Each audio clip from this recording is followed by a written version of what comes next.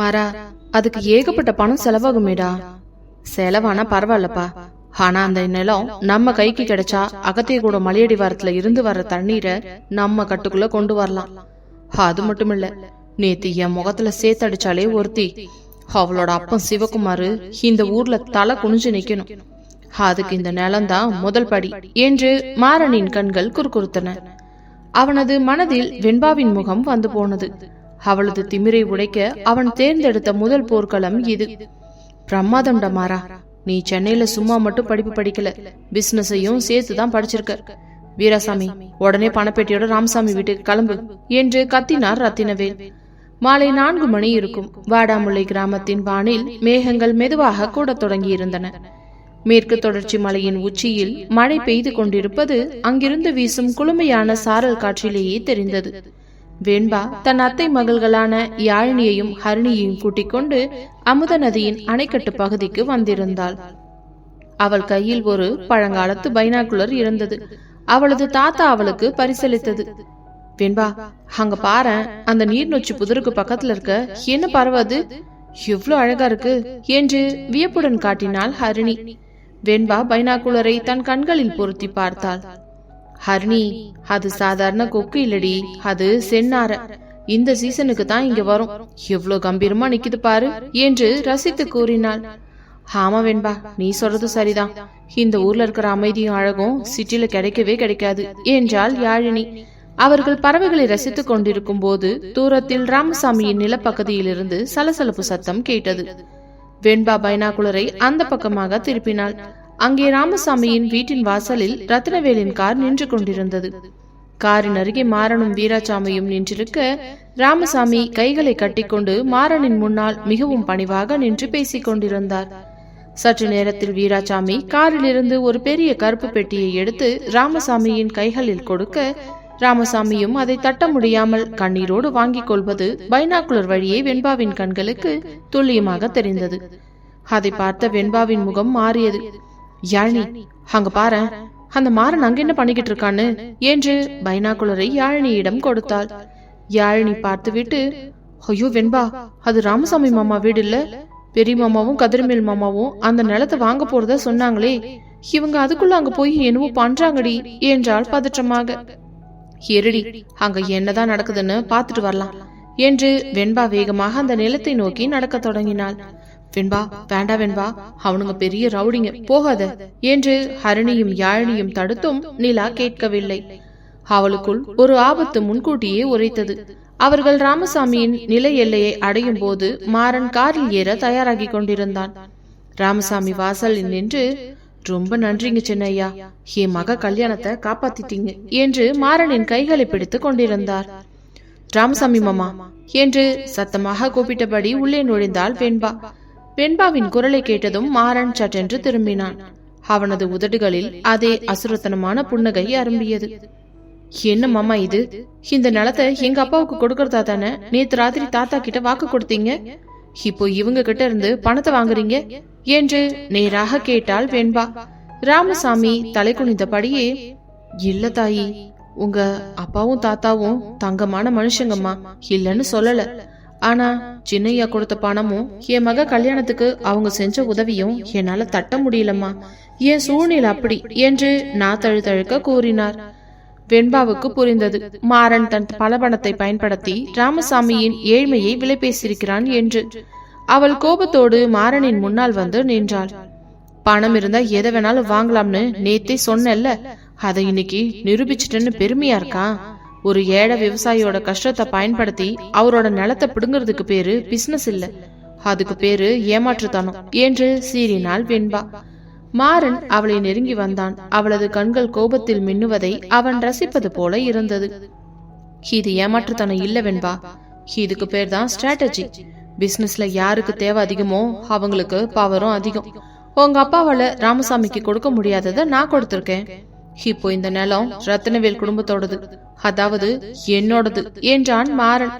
என்னோடது என்ற வார்த்தைக்கு அதிக அழுத்தம் கொடுத்து, இந்த நிலத்தை வச்சு நீங்க என்ன பண்ண போறீங்கன்னு எங்களுக்கு தெரியும். இந்த அமுத நதி தண்ணீரை அசுத்தப்படுத்த நினைச்சா இந்த ஊர் மக்கள் சும்மா இருக்க மாட்டாங்க என்றாள் வெண்பா தன் விரலை நீட்டி. மாறன் லேசாக குனிந்து அவளது முகத்திற்கு நேராக தன் முகத்தை கொண்டு வந்தவன், நான் இந்த நிலத்துல என்ன பண்ண போறேன்னு பொறுத்திருந்து பார். ஆனா ஒண்ணு மட்டும் நிச்சயம், நீ எப்ப இந்த அமுத நதி கரையோரம் வரியோ அப்பெல்லாம் இந்த மாறனோட நிழல் உன் மேல பட்டுக்கிட்டே இருக்கும். ஏன்னா இந்த நதியின் ஒரு பகுதி இப்போ என்னோடது என்று கூறிவிட்டு அவளது கண்களையே வெறித்து பார்த்தான். அந்த பார்வையில் இருந்த தீவிரமும் அதிகாரமும் வெண்பாவை ஒரு நொடி நடுங்க வைத்தது உண்மைதான். ஆனால் அவள் அதை வெளியில் காட்டிக்கொள்ளாமல் தன் முகத்தை கடினமாக வைத்துக் கொண்டாள். மாறன் காரில் ஏறி அமர கார் அந்த பசுமை பாதையில் புழுதியை கிளப்பிக் கொண்டு பறந்தது. மாலை 6 மணிக்கே சிவகுமாரும் கதிர்வேலுவும் ராமசாமி வீட்டுக்கு சென்ற போது விஷயம் கைமீறி போனதை அறிந்து அதிர்ச்சி அடைந்தனர். அவர்கள் ஏமாற்றத்துடனும் பலத்த கவலையுடனும் மாணிக்க வில்சலத்திற்கு திரும்பினர். கூடத்தில் அனைவரும் கூடியிருக்க சிவகுமார் விஷயத்தை சொன்னதும் பெரியவர் மாணிக்கவேல் ஒரு நிமிடம் மௌனமானார். நான் நினைச்சது நடந்துருச்சு சிவகுமார். ரத்னவேல் சும்மா இருக்க மாட்டான்னு எனக்கு தெரியும். ஆனா அவன் மக மாறன் இவ்ளோ வேகமா காய் நகர்த்துவான்னு நானே எதிர்பார்க்கல. அவன் டவுன்ல படிச்ச படிப்பு அவனோட தந்திரத்துக்கு இன்னும் பலம் சேர்த்திருக்கு என்றார் மாணிக்கவேல் கவலையோடு. பெரியப்பா, அவனுங்க அங்க கெமிக்கல் குடோன் கட்டினா நம்ம வயல் எல்லாம் என்ன ஆகுறது? நாம பஞ்சாயத்தை கூட்டணும் பெரியப்பா என்றான் புகழேந்தி கோபமாக. பஞ்சாயத்தை கூட்டி என்னப்பா செய்ய முடியும்? நிலம் சட்டப்படி அவனுங்க கைக்கு மாறிடுச்சு. ராமசாமியும் மனப்பூர்வமாத்தான் பணத்தை வாங்கியிருக்கான் என்றார் சொக்கலிங்கம். வீடே ஒருவித சோகத்திலும் அச்சத்திலும் மூழ்கி இருந்த அந்த நேரத்தில் வெண்பா மெதுவாக தன் தாத்தாவின் அருகில் வந்து அமர்ந்தவள், தாத்தா, அவனுங்க அந்த நிலத்தை வேணா வாங்கியிருக்கலாம். ஆனா நம்ம ஊர் அமுத நதிய அவங்களால ஏதவும் பண்ண முடியாது தாத்தா. இந்த ஊரோட இயற்கை வளமும் நம்ம குடும்பத்தோட கௌரவமும் அவ்வளவு சீக்கிரம் தோத்து போகாது. அந்த மாறனுக்கு இந்த ஊர் மண் கண்டிப்பா ஒரு நாள் பாடம் புகட்டும் என்றாள் வெண்பா தீர்க்கமான குரலில். மகளின் பேச்சை கேட்டு சிவகுமார் அவளை பெருமையோடு பார்த்தார். கவினும் சரணும் வெண்பாவின் கைகளை பிடித்து கொண்டு, ஆமா தாத்தா, வெண்பா சொல்றது சரிதான், நாம தோத்துடல, இது ஆரம்பம்தான் என்றனர். மாணிக்கவேலின் முகத்தில் ஒரு மெல்லிய புன்னகை அரும்பியது. என் பேத்தி சொன்னா அது சரியாதான் இருக்கும். வாடாமுல்லை கிராமம் எப்பவும் யாருக்கும் அணிபடியாது என்றார்.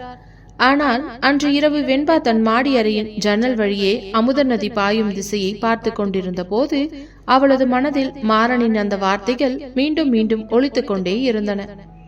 நீ எப்பெல்லாம் இந்த அமுதக்கர நதியோரம் வரியோ அப்பெல்லாம் இந்த மாறனோட நிழல் உன் மேல பட்டுக்கிட்டே இருக்கும் என்ற வார்த்தையில் வெண்பா தன் கைகளை இறுக்கிக் கொண்டாள். அவளுக்கும் அவனுக்குமான இந்த மோதல் வெறும் நிலத்திற்கான சண்டை மட்டுமல்ல, அது அவளது சுயமரியாதைக்கும் அவனது ஈகோவுக்குமான ஒரு பெரும் போர் என்பதை அவள் உணர்ந்தாள். வாடாமுல்லை கிராமத்தின் மேல் விழுந்த அந்த அதிகாலை முந்தைய நாளின் பதற்றங்களை எல்லாம் பனித்திரைகள் மறைத்துவிட்டது போல அமைதியாக இருந்தது. நிலப்பிரச்சனை ஒருபுறம் இருந்தாலும் மாணிக்க விலாசம் இல்லத்தில் சொந்தங்களின் வருகையால் உண்டான திருவிழா களை கட்ட தொடங்கியது. கூட்டு குடும்பத்தின் அழகே அதுதான். ஒரு துன்பம் வந்தால் எல்லோரும் சேர்ந்து தாங்குவார்கள். அதே நேரத்தில் ஒரு சந்தோஷம் வந்தால் அதை ஊரே அதிர கொண்டாடுவார்கள்.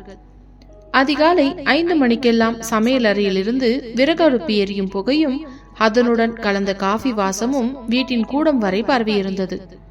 பவானி அக்கா, அந்த பச்சரிசியை கொஞ்சம் எடுத்து தாங்களேன். அத்தை இன்னைக்கு காலையில இட்லிக்கும் புட்டுக்கும் சேர்த்து செய்ய சொன்னாங்க என்று மாவு பாத்திரத்தை தூக்கியபடி சொன்னாள் தேன்மொழி. பவானி புன்னகையோடு அந்த அரிசி பாத்திரத்தை எடுத்து நீட்டினாள்.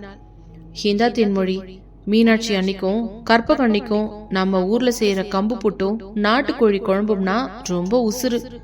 அதான் அத்தை விடிய காலையிலேயே என்னை எழுப்பி நாட்டுக்கோழிய சுத்தம் செய்ய வச்சுட்டாங்க என்றார் பவானி. அப்பொழுது சமையல் அறைக்குள் கண்டாங்கி புடவையை கட்டிக்கொண்டு கம்பீரமாக நுழைந்தார் பாட்டி அங்கம்மாள். அவரது கையில் ஒரு பெரிய வெண்கல பாத்திரம் இருந்தது. என்ன மருமகள்களா, வேலை எவ்வளவு தூரம் வந்திருக்கு? என் மகளுங்க இன்னும் தூங்கி எழுந்திருக்கலையா என்ன? டவுனுக்கு போய் அவங்களுக்கு இந்த ஊரோட பழக்கமே மறந்து போச்சு போலையே என்று செல்லமாக கடிந்து கொண்டார் பாட்டி. அப்போது, அம்மா, நாங்க எப்பவோ எந்திரிச்சிட்டோம் என்று சிரித்தபடியே சமையல் அறைக்குள் வந்தனர் மீனாட்சியும் கற்பகமும். அம்மா, நாங்க டவுன்ல இருந்தாலும் நம்ம ஊர் அதிகால காத்த சுவாசிக்கணும்னு நேத்து ராத்திரி முழுக்க ஜன்னலை திறந்து வச்சுட்டேதான் படுத்திருந்தோம். இங்க இருக்கிற குளுமை அங்க ஏசி ரூம்ல கூட கிடைக்காதுமா என்றால் மீனாட்சி தன் தாயின் தோள்களை கட்டிக்கொண்டு. சரி சரி, பாசத்தை பொழிஞ்சது போதும், எல்லாரும் வேலையை பாருங்க. இன்னைக்கு மதியம் நம்ம தோப்புல இருக்கிற கிணத்தடியில வச்சுதான் எல்லாருக்கும் சாப்பாடு. உங்க அண்ணன் தம்பிங்க எல்லாம் இப்பவே தோப்புக்கு கிளம்ப தயாரா இருக்காங்க என்று பாட்டி அங்கம்மாள் உத்தரவிட சமையலறை இன்னும் சுறுசுறுப்பானது. வீட்டின் திண்ணையில் பெரியவர் மாணிக்கவேல் அமர்ந்து தன் பேரன் தர்ஷனை மடியில் வைத்துக் கொண்டு பழைய கதைகளை சொல்லிக் கொண்டிருந்தார். தர்ஷனும் தன் பிஞ்சு கரங்களால் தாத்தாவின் நரைத்த நாடியை பிடித்து விளையாடி கொண்டிருந்தான். அப்பொழுது அங்கே வந்தனர் சிவகுமார், சக்திவேல் மற்றும் கதிர்வேலு மூவரும். அப்பா, நாங்க தோப்பு வரைக்கும் போயிட்டு வரோம். காய் பறிக்கிற ஆளுங்க இன்னைக்கு சீக்கிரம் வர்றதா சொல்லியிருக்காங்க.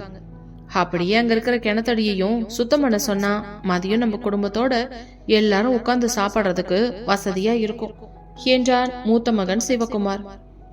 சரிப்பா சிவகுமார், கூடவே நம்ம மாப்பிள்ளைங்க 2 பேரையும் கூட்டிக்கிட்டு போங்க. அவங்க டவுன்ல கம்ப்யூட்டர் முன்னாடி உட்காந்தே உடம்ப கெடுத்து வச்சிருக்காங்க. நம்ம தோப்பு காத்து அவங்க மேல பட்டா கொஞ்சம் சுறுசுறுப்பாவாங்க என்று சிரித்தார் மாணிக்கவேல். பக்கத்து நாற்காலியில் அமர்ந்து பேப்பர் படித்துக் கொண்டிருந்த சொக்கலிங்கமும் முத்துக்குமாரும் லேசாக வெட்கப்பட்டு சிரித்தனர். மாமா, நீங்க சொன்னா தட்ட முடியுமா? இதோ நாங்களுமே கிளம்பிட்டோம் என்று சொக்கலிங்கம் எழுந்து கொண்டனர். அண்ணா, கவின், சரண், புகழ் 3 பேரையும் சீக்கிரம் வர சொல்லுங்கண்ண. அவனுங்க இன்னும் தூக்கத்தை கலைக்காம இருக்கிறானுங்க என்றான் சக்திவேல். மாடி அறைக்குள் இளைஞர் பட்டாளத்தின் சலசலப்பு தாங்க முடியவில்லை. கவின் தன் மொபைலில் ஏதோ பார்த்து கொண்டிருக்க புகழேந்தி அவனது போனை பிடுங்கி விளையாடி கொண்டிருந்தான். சரண் அமைதியாக தன் சட்டையை மாட்டிக் கொண்டிருக்க, டேய் புகழ், போனை தாடா, என் ஃப்ரெண்டு மெசேஜ் அனுப்பியிருக்கான். சிக்னல் வேற இந்த ஊர்ல ஒழுங்காவே கிடைக்க மாட்டேங்குது என்று கத்தினான் கவின். அண்ணா, இந்த ஊர்ல சிக்னலை தேடுறதை விட நம்ம அமுத நதியில மீன் தேடுறது ரொம்ப ஈஸி. ஒழுங்கா போனை வச்சுட்டு வயலுக்கு வர வழிய பாரு என்று சிரித்தான் புகழேந்தி. டேய், 2 பேரும் சும்மா இருங்கடா. கீழே பெரியப்பா எல்லாரும் கிளம்பிட்டாங்க, நாம சீக்கிரம் போகணும் என்று சரண் அவர்களை அதட்டினான். சரண் எப்பொழுதுமே பொறுப்பான பையன் என்பதால் அவனது பேச்சை இருவரும் தட்டவில்லை. மறுபுறம் வீட்டின் இன்னொரு பெரிய அறையில் வெண்பா, யாழினி, ஹரிணி, தர்ஷினி, மாலினி ஆகிய 5 பெண்களும் சேர்த்து அரட்டை அடித்துக் கொண்டிருந்தனர். வெண்பா தர்ஷினிக்கு தலைப்பினி விட்டு கொண்டிருந்தாள். வெண்பா, இன்னைக்கு தோப்புக்கு நம்ம எல்லாரும் நடந்துதான் போக போறோமா? எனக்கு வழியில இருக்கிற அந்த ஒத்தையடி பாதையில நடக்கிறதுனா ரொம்ப பிடிக்கும்டி என்றாள் மாலினி. ஆமா மாலினி, அந்த பாதையில இருபுறமும் தொட்டாச்சினிங்கி செடிகள் இருக்கும். நாம தொட்டதும் அது சுருங்குற அழக பார்க்கவே அத்தனை அழகா இருக்கும் என்றாள் யாழினி. அது மட்டுமில்ல, இன்னைக்கு கிணத்துல எல்லாரும் குதிக்க போறோம். யாழினி, உனக்கு நீச்சல் தெரியுமா? இல்ல டவுன் ஸ்விம்மிங் பூல் மாதிரி நினைச்சிட்டு பயந்து நடந்து போறியா என்று கிண்டல் செய்தாள் ஹரிணி. அடியை ஹரிணி, என்ன என்ன அவ்வளவு சாதாரணமாவா நினைச்ச? இந்த வெண்பா எனக்கு எல்லாமே சொல்லி கொடுத்திருக்கா என்று யாழினி மார்த்தட்ட வெண்பா கலகலவென சிரித்தாள். நேற்றைய கவலைகள் எதுவும் அவளது முகத்தில் இல்லை. அவளது குடும்பத்தின் இந்த மகிழ்ச்சியே அவளுக்கு பெரிய பலமாக இருந்தது. காலை 10 மணி அளவில் ஒட்டுமொத்த குடும்பமும் வாடாமுல்லை கிராமத்தின் மண்பாதையில் நடந்து தோப்பு நோக்கி சென்றது. பெரியவர் மாணிக்கவேல் முன்னால் நடக்க, அவருக்கு பின்னால் பெண்கள் அனைவரும் கூடைகளில் சாப்பாட்டு பாத்திரங்களை சுமந்து கொண்டு சிரித்து பேசிக்கொண்டே வந்தனர். இளைஞர்கள் கவினும் சரணும் புகழும் தர்ஷனை தோளில் தூக்கி கொண்டு பாட்டு பாடிக்கொண்டே வர, அவர்கள் நடந்து சென்றதை பார்க்கவே அத்தனை அழகாக இருந்தது. இருபுறமும் பச்சை பசேல் என்ற நெல் வயல்கள் காற்றில் அலையலையாக ஆடிக்கொண்டிருந்தன. வயல் வரப்புகளில் சின்ன சின்ன நண்டுகள் ஓடுவதும் தண்ணீர் பாம்புகள் மெதுவாக நெளிந்து செல்வதையும் டவுனில் இருந்து வந்த பிள்ளைகள் வியப்போடு பார்த்தனர். தோப்பை அடைந்ததும் அங்கே ஒரு புதிய உலகம் விரிந்தது. பெரிய பெரிய மாமரங்களும் பலாமரங்களும் நிழல் தந்து கொண்டிருந்தன. தோப்பின் நடுவே இருந்த பிரம்மாண்டமான சதுர வடிவ கிணறு படிகார தண்ணீர் போல அத்தனை தெளிவாக காட்சியளித்தது. கிணற்றின் ஓரத்திலிருந்து தண்ணீர் வெளியேறும் மதகின் வழியே சடசடவென தண்ணீர் பாய்ந்து தென்னை மரங்களுக்கு சென்று கொண்டிருந்தது. அப்பா, தண்ணியை பார்த்ததும் எனக்கு இப்பவே குதிக்கணும் போல இருக்குதுப்பா என்றான் கவின். அப்படியே குதிடா கவினே. சரணு, புகழு, நீங்க 3 பேரும் மாமாக்களை கூட்டிக்கிட்டு முதல்ல கிணத்துல இறங்குங்க என்றார் சிவகுமார். அடுத்த சில நிமிடங்களில் கிணற்றடியில் ஒரே கொண்டாட்டம்தான். புகழேந்தி கிணற்றின் மேலிருந்து தண்ணீர் குண்டு போடுவது போல குதிக்க, தண்ணீர் சிதறி கரையில் நின்றிருந்த அகல்யா மற்றும் பவானியின் மேல் பட்டது. டேய் புகழு, எம்எல்ஏ தண்ணியாக்கிட்டியா? உன்னை சும்மா விடமாட்டேன்டா என்று பவானி கத்த அங்கே ஒரே சிரிப்பொலி. மாப்பிள்ளைகளான சொக்கலிங்கமும் முத்துக்குமாரும் கூட தங்களின் நகரத்து பந்தாக்களை எல்லாம் மறந்து கிராமத்து இளைஞர்களாக மாறி தண்ணீரில் நீந்தி கழித்தனர். சிவகுமாரும் சக்திவேலும் கதிர்வேலுவும் கிணற்றின் படியில் அமர்ந்து தங்களின் சிறுவயது ஞாபகங்களை பகிர்ந்து கொண்டனர். பெண்கள் அனைவரும் ஒரு புறம் அமர்ந்து மதிய உணவிற்கான இலைகளை தயார் செய்து கொண்டிருக்க, வெண்பாவும் அவளது தோழிகளும் கிணற்றின் மறுபக்கம் இருந்த தண்ணீர் கால்வாயில் கால்களை நனைத்தபடி சின்ன சின்ன கற்களை எறிந்து விளையாடி கொண்டிருந்தனர். மதிய உணவு நேரம் வந்ததும் மாமரத்தின் நிழலில் நீண்ட வரிசையில் வாழை இலைகள் போடப்பட்டது. பெரியவர் மாணிக்கவேல் முதல் சிறியவர் தர்ஷன் வரை அனைவரும் வரிசையாக அமர, பாட்டி அங்கம்மாள் உத்தரவின்படி அகல்யாவும் பவானியும் தேன்மொழியும் பரிமாற தொடங்கினர். சுட சுட கம்பு புட்டு, அதன் மேல் தூவப்பட்ட நாட்டு சர்க்கரை மற்றும் நெய்வாசம். இன்னொரு புறம் காரசாரமான நாட்டுக்கோழி குழம்பு மற்றும் வறுவல். சைவ பிரியவர்களான மாப்பிள்ளைகளுக்கு கத்திரிக்காய் மொச்சை குழம்பும் அப்பளமும் பரிமாறப்பட்டன. மீனாட்சி, இந்த வறுவலை இன்னும் கொஞ்சம் வச்சுக்கோ, டவுன்ல இதெல்லாம் உனக்கு கிடைக்காது என்று மகளுக்கு பாசத்தோடு ஊட்டினார் பாட்டி. அம்மா போதுமா, வயிறு முட்டிருச்சு என்று மீனாட்சி மறுத்தாலும் பாட்டியின் அன்பு அவளை சாப்பிட வைத்தது. பாட்டி, சாப்பாடு சும்மா அமேசிங்கா இருக்கு என்று கவின் தன் வாயை துடைத்தபடி சொன்னான். இது நம்ம மண்ணோட ருசிடா கவின், இந்த மண்ணை நாம எவ்வளவு நேசிக்கிறோமோ அவ்வளவு ருசியை இது நமக்கு தரும் என்றார் பாட்டி பெருமையோடு. பிறகு சாப்பிட்டு முடித்ததும் ஆண்கள் அனைவரும் மரத்தடியில் போடப்பட்டிருந்த பாய்களில் படுத்து கண்ணயர்ந்தனர். பெண்கள் அனைவரும் ஒன்றாக அமர்ந்து வெற்றிலைப்பாக்கு போட்டுக்கொண்டே குடும்ப கதைகளையும் பிள்ளைகளின் எதிர்காலத்தை பற்றியும் பேசிக் கொண்டிருந்தனர். மாலை நேரம் நெருங்கியது. வானம் லேசாக மங்கத் தொடங்கியதும் தோப்பில் இருந்த பறவைகள் எல்லாம் தங்களின் கூடுகளுக்கு திரும்ப தொடங்கியது. வெண்பா மெதுவாக எழுந்து தோப்பின் எல்லையில் இருந்த ஒரு பெரிய பாறையின் மேல் போய் அமர்ந்தாள். அங்கிருந்து பார்த்தால் ஒட்டுமொத்த வாடாமுல்லை கிராமத்தின் மொத்த அழகும் அமுத நதியின் அழகிய வளைவுகளும் அப்பட்டமாக தெரியும். அவளுக்கு பின்னால் மெதுவாக வந்தார் பாட்டி அங்கம்மாள். வெண்பாவின் தோளில் கை வைத்தவர், என்ன வெண்பா குட்டி, தனியா உட்கார்ந்து என்ன யோசனை என்று கேட்டார். ஒண்ணுமில்ல பாட்டி, நம்ம குடும்பம் எவ்வளவு அழகா இருக்குல்ல, இந்த சந்தோஷமும் இந்த ஒத்துமையும் எப்பவுமே மாறக்கூடாது பாட்டி, அதுதான் என் ஆசை என்றாள் வெண்பா பாட்டியின் கைகளை பற்றி கொண்டு. பாட்டி தூரத்து மலையை பார்த்தவர், கூட்டு குடும்பங்கிறது ஒரு பெரிய ஆலமரம் மாதிரி வெண்பா, காத்தடிச்சாலும் மழை பெஞ்சாலும் விடுதுகள் தாங்கி பிடிக்கும். ரத்தினவேல் குடும்பம் வேணா பணத்தால பெரிய ஆளா இருக்கலாம், ஆனா அவங்க வீட்டுல இந்த சிரிப்பும் பாசமும் இருக்காது. இந்த அன்புதான் நம்ம குடும்பத்தோட கவசம், இதை யாராலையும் அழிக்க முடியாது என்றார் தீர்க்கமாக. பாட்டியின் வார்த்தைகள் வெண்பாவுக்குள் ஒரு புதிய அமைதியையும் அதே நேரத்தில் ஒரு பெரிய நம்பிக்கையும் கொடுத்தது. அப்பொழுது தூரத்திலிருந்து, வெண்பா பாட்டி சீக்கிரம் வாங்க, வீட்டுக்கு கிளம்பியாச்சு எல்லாரும் என்று கவினின் குரல் கேட்டதும் வெண்பா சிரித்துக்கொண்டே பாட்டியின் கைகளை பிடித்துக் கொண்டு பாறையில் இருந்து இறங்கினாள். சூரியன் மறையும் அந்த அந்தி பொழுதிலும் மாணிக்கவேல் குடும்பத்தின் முகங்களில் இருந்த அந்த பாச வெளிச்சமும் வாடாமுல்லை கிராமத்தின் பசுமையை விட இன்னும் அழகாக பிரகாசித்துக் கொண்டிருந்தது. தோப்பு பிக்னிக் முடிந்து ஒட்டுமொத்த குடும்பமும் மாணிக்க விலாசத்திற்கு திரும்பிய போது வாடாமுல்லை கிராமத்தில் மாலை நேரத்து மங்கள இசை ஒலிக்க தொடங்கியிருந்தது. ஊரின் எல்லையில் இருக்கும் முத்தாலம்மன் கோவில் திருவிழா இன்னும் ஒரு வாரத்தில் தொடங்க போகிறது என்ற செய்தி கிராமத்து மக்கள் மத்தியில் ஒரு புதிய சுறுசுறுப்பை ஏற்படுத்தியிருந்தது. கூட்டு குடும்பத்தின் வழக்கப்படி ஆண்கள் அனைவரும் திண்ணையில் கூடி அமர்ந்தனர். பெரியவர் மாணிக்கவேல் தன் நாற்காலியில் அமர்ந்திருக்க, அவரது மகன்கள் சிவகுமார், சக்திவேல், கதிர்வேலு மூவரும் பக்கத்தில் அமர்ந்திருந்தனர்.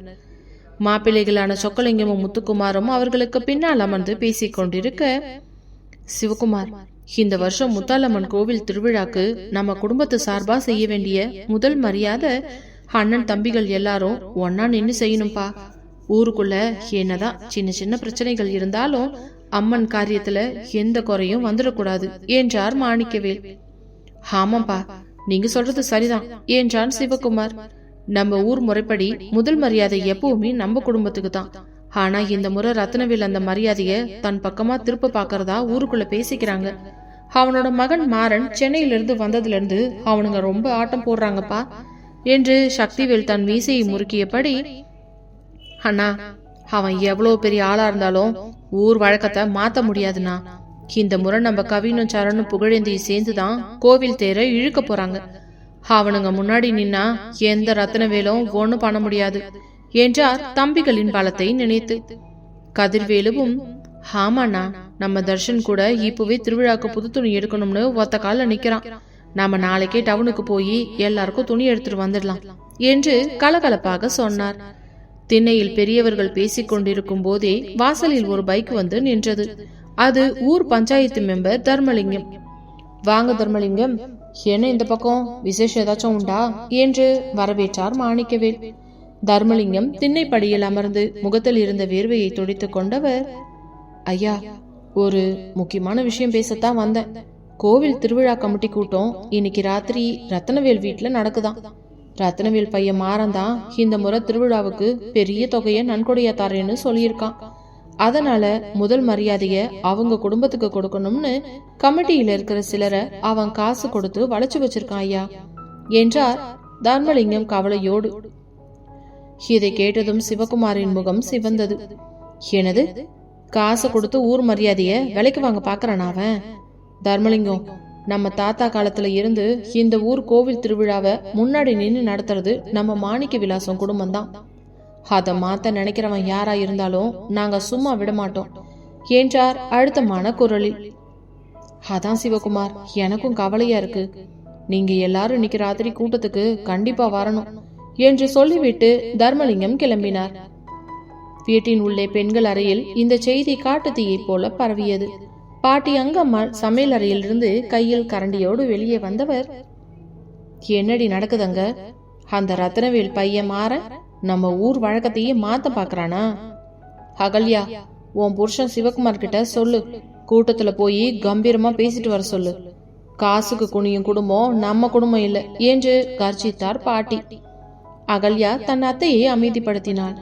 அத்தை, நீங்க பதட்டப்படாதீங்க, அதெல்லாம் அவங்க பாத்துப்பாங்க. நம்ம வெண்பாவும் கவினும் இருக்கும்போது நம்ம கௌரவம் எங்க போக போகுது என்றாள். பக்கத்தில் இருந்த பவானியும் தேன்மொழியும் மீனாட்சி கற்பகம் ஆகியோரும் சேர்ந்து திருவிழா பலகாரங்கள் செய்வதை பற்றி பேசத் தொடங்கினர்.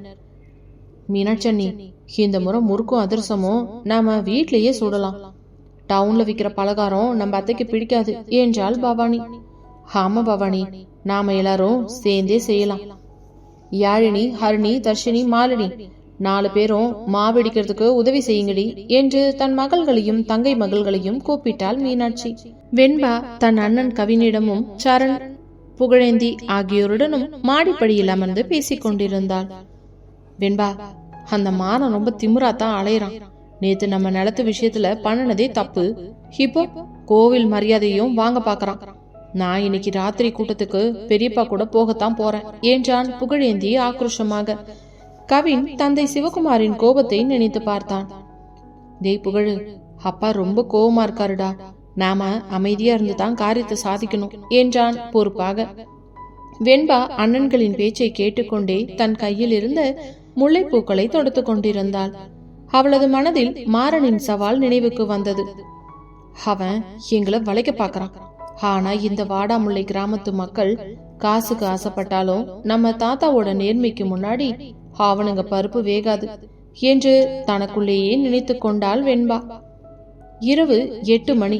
ரத்தின மகாலின் பிரம்மாண்டமான முற்றம் விளக்குகளால் சொலித்துக் கொண்டிருந்தது.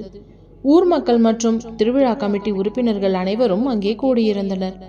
ஒரு பெரிய சோஃபாவில் ரத்தனவேல் அமர்ந்திருக்க அவருக்கு பக்கத்தில் மாறன் கைகளை கட்டியபடி நின்றிருந்தான்.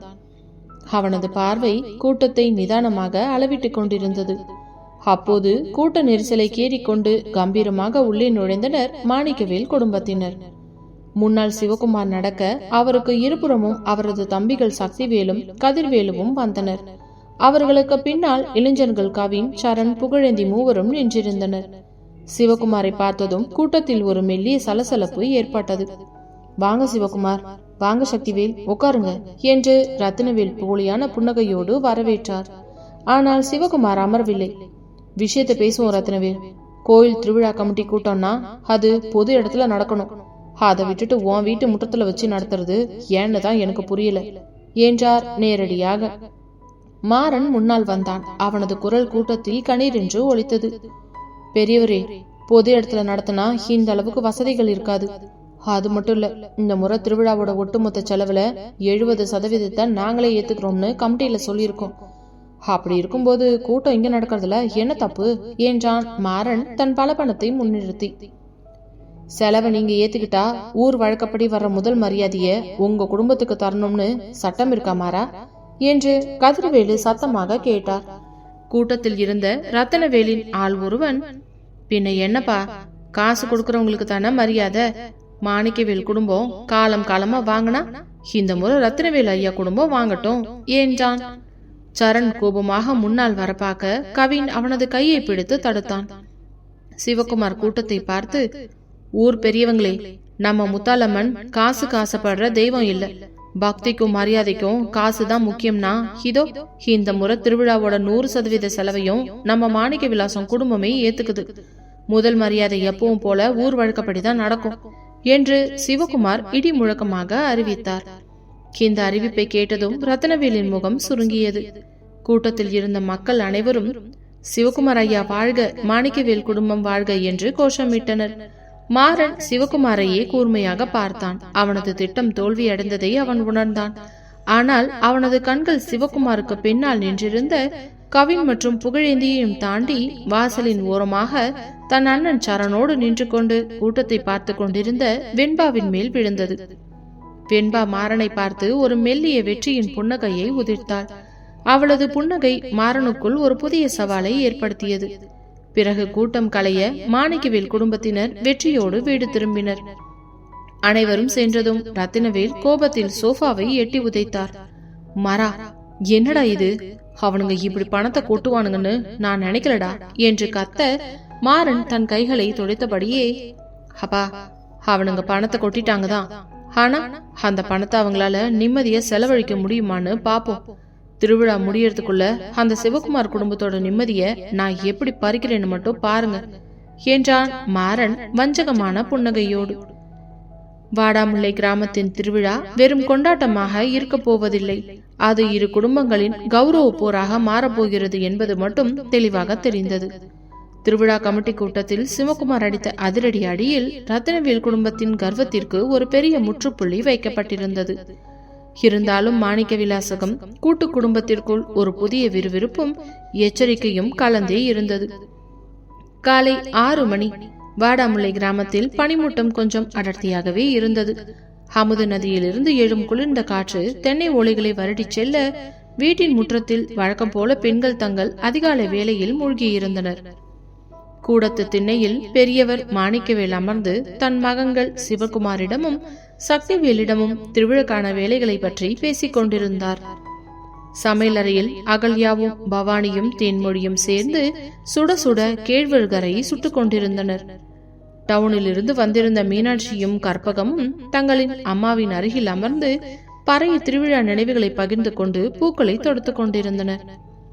அம்மா, சின்ன வயசுல நம்ம ஊர் திருவிழாக்கு நீங்க எனக்கு வாங்கி தந்த அந்த பச்சை நிற பாவாடை இன்னும் எனக்கு ஞாபகம் இருக்குதுமா என்றால் கற்பகம் தன் தாய் அங்கம்மாவின் மடியில் தலை சாய்த்தபடி. அதெல்லாம் உனக்கு ஞாபகம் இருந்தா சரிதான் கற்பகம். டவுனுக்கு போனதுல இருந்து இந்த அம்மாவை நீங்க 2 பேரும் மறந்துட்டீங்கன்னு தான் நான் நினைச்சேன் என்று செல்லமாக கோபித்து கொண்டார். அப்படி சொல்லாதீங்கம்மா, நாங்க எங்க இருந்தாலும் நம்ம வாடாமுல்லை ஊரோட வாசமும் உங்களோட பாசமும் எங்களை இங்க இழுத்துட்டு வந்துடுது என்றால் மீனாட்சி சிரித்தபடியே. அதே அதிகாலை பணியில் வீட்டின் பின்பக்க தோட்டத்தில் இருக்கும் கிணற்றடி பகுதியில் ஒரு மெல்லிய அமைதி நிலவியது. அங்கே கவின் மாடுகளுக்கு தண்ணீர் வைப்பதற்காக தொட்டிலில் தண்ணீரை இணைத்துக் கொண்டிருந்தான். டவுனில் படுத்துவிட்டு வந்திருந்தாலும் அவனது அத்தையான மீனாட்சியின் மகள் யாழினியின் மேல் அவனுக்குள் ஒரு தனிப்பிரியம் இருந்தது. அப்பொழுது கையில் ஒரு பித்தளை டம்ளரில் சுட சுட காஃபியை எடுத்துக்கொண்டு மெதுவாக அங்கே வந்தாள் யாழினி. அவளது தாவணி காற்றில் ஆட முகத்தில் படிந்திருந்த பனித்துளிகள் அவளது அழகை காட்டின. மாமா, இந்தாங்க காஃபி, அத்தை உங்களுக்காக கொடுத்து அனுப்பினாங்க என்று முறைமாமனின் முகத்தை பார்க்க வெட்கப்பட்டு காஃபியை நீட்டினாள் யாழினி. கவின் கயிற்றை விட்டுவிட்டு காஃபியை வாங்கி கொண்டான். அவளது முகத்தை பார்த்ததும் அவனுக்குள் ஒரு புதிய புத்துணர்ச்சி வந்தது. என்ன யாழினி, இன்னைக்கு இவ்வளோ சீக்கிரம் எழுந்திரிச்சிட்ட போல? டவுன்ல 9 மணி வரைக்கும் தூங்குற ஆளு தானே நீ என்று கிண்டல் செய்ய, உங்ககிட்ட யார் அப்படி சொன்னது? நான் நம்ம ஊருக்கு வந்தா விடிய காலையிலே எழுந்திருச்சிருவேன். இந்த ஊர் பணி எனக்கு ரொம்ப பிடிக்கும் என்றாள் யாழினி தன் இரு கைகளையும் தேய்த்தபடி. கவின் காஃபியை குடித்துக் கொண்டே தன் அத்தை மகளையே உற்று பார்த்தான். யாழினி, இன்னைக்கு சாயங்காலம் கோயில் திருவிழாக்காக பந்தல் போடுறாங்க, நீயும் வரியா? அப்படியே அந்த பக்கமா ஒரு ரவுண்டு போயிட்டு வரலாம் என்றான் அவளோடு தனியாக நேரம் செலவழிக்க நினைத்து. யாழினியின் நெஞ்சம் சற்றென்று ஒரு துள்ளல் போட்டது. அவளுக்கும் கவின் மேல் மனதிற்குள் ஒரு பெரிய ஆசை இருந்தது. அவன் டவுனில் படிக்கும்போது அவனது நினைவாகவே இருந்தவள் அவள். ஆனால் அதை வெளியில் காட்டிக்கொள்ளாமல், ஏன் உங்களுக்கு வெண்பா கூட வர்றதுக்கு துணைக்கு ஆள் வேணுமா? நாங்க வந்தா அங்க புகழும் சரணும் கிண்டல் பண்ணுவாங்களே என்று முகத்தை திருப்பிக் கொண்டாள். அவனுங்களை நான் பாத்துக்கிறேன் யாழினி, நீ வரியா இல்லையா அதை மட்டும் சொல்லு என்று கவின் அவளது கண்களை பார்த்து கேட்க யாழினியின் முகம் வெட்கத்தால் சிவந்தது. வர என்று மெதுவாக சொல்லிவிட்டு காஃபி டம்ளரை வாங்கி கொண்டு அங்கிருந்து ஓடினாள் யாழினி. அவளது கொலுசு சத்தம் கவினின் மனதிற்குள் ஒரு புதிய ராகத்தை வாசித்தது. ஒருவருக்கொருவர் காதலை சொல்லிக் கொள்ளாவிட்டாலும் அந்த முறை பாசமும் மௌனமான ஆசையும் இருவருக்குள்ளும் ஆழமாக பதிந்திருந்தது.